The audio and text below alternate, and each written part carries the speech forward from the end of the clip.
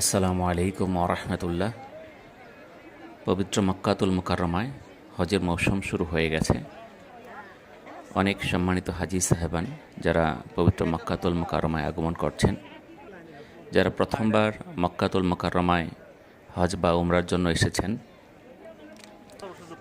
তারা অনেকেই উমরা শেষে চুল কাটার দোকান বা সেলুন খুঁজে পান না। অনেকেই সেলুন খুঁজতে খুঁজতে বাসায় চলে যান এবং ইহরাম খুলে ফেলেন, আর এই ভুলের জন্য দম দিতে হয়, যাতে প্রায় 10 থেকে 15,000 টাকা জরিমানা হয়ে যায়। অথবা অনেকেই হারামের কাছের সেলুনগুলোতে অনেক ভিড় বা অনেক বেশি টাকার কারণে তারা বাসায় চলে যান। তাদের জন্য এই ভিডিওটি অত্যন্ত গুরুত্বপূর্ণ, কারণ হজ বা উমরা, তাওয়াফ এবং সাই শেষে চুল কাটা একটি অপরিহার্য আমল। সাই শেষ করে মারওয়া দিয়ে বের হলে হাতের ডান পাশে আবু জেহেলের বাড়ি, যা বর্তমানে টয়লেটে রূপান্তরিত হয়েছে, WC9, এর সামনেই বিনামূল্যে চুল কাটার ব্যবস্থা রয়েছে এবং সাইনবোর্ডও দেওয়া আছে যে এখানে বিনামূল্যে চুল কাটার সুব্যবস্থা রয়েছে। দেখবেন এখানে অনেক হাজি লাইনে আছে চুল কাটার জন্য। তবে চুল কাটার স্থানটি অনেক সময় সাই শেষ করে মারওয়া দিয়ে বের হয়ে হাতের বাম পাশের স্থানেও স্থানান্তর করে।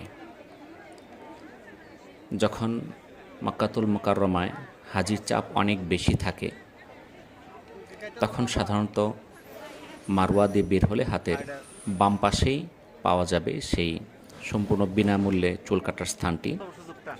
আর যখন মক্কাতুল মুকাররমায় হাজিদের চাপ অনেক কম, তখন সাই শেষ করে বের হলে হাতের ডান পাশে আবু জেহেলের বাড়ির সামনেই দেখা যাবে যে অনেক মানুষ এই বিনামূল্যে চুল কাটার জন্য লাইনে আছে, যাদেরকে অত্যন্ত সুন্দরভাবে চুল কেটে দেয়।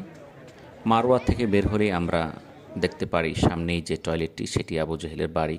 আবু জেহেলের বাড়িটি বর্তমানে টয়লেটে রূপান্তর করা হয়েছে।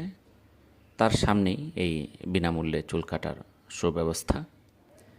যদি সাই শেষ করে বের হয়ে একটু ডানে বামে তাকিয়ে দেখেন, বড় জোর 200 মিটারের মতো ডানে বা বামে দেখলেই আপনি এই চুল কাটার জায়গাগুলো দেখতে পারবেন। সবাইকে ধন্যবাদ। আসসালামু আলাইকুম ওয়া রাহমাতুল্লাহি ওয়া বারাকাতুহু।